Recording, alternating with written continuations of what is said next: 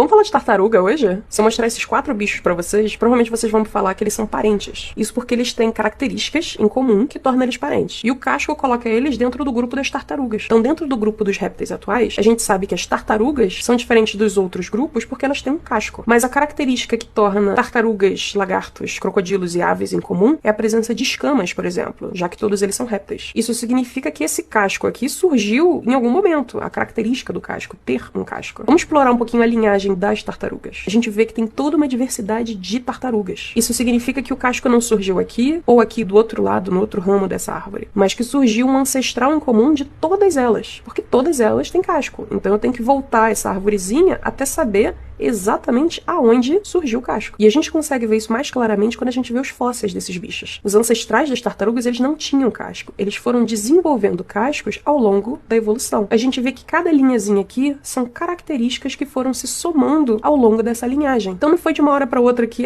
esse bicho não tinha casco e do nada ele, pum, casco.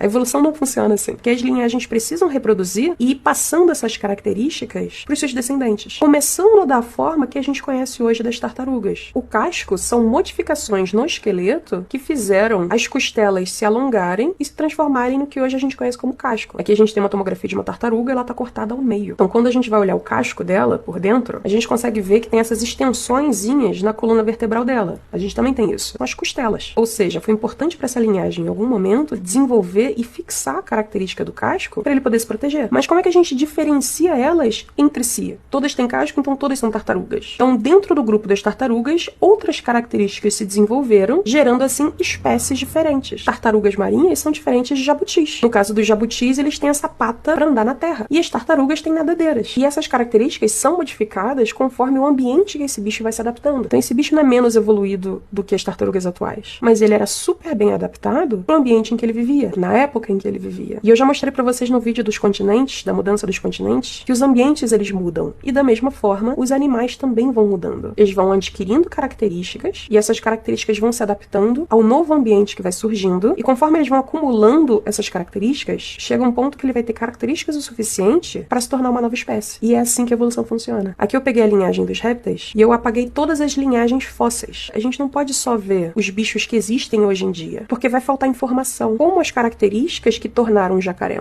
e um jabuti foram se desenvolvendo dentro da linhagem dos répteis. E isso funciona para todos os seres vivos. Então a importância de estudar paleontologia é a gente preencher essas lacunas que permitem que a gente veja quais características foram surgindo e foram se desenvolvendo ao longo da evolução e geraram os bichos que a gente conhece hoje em dia. Justamente porque todas essas linhagens, elas têm um ancestral em comum.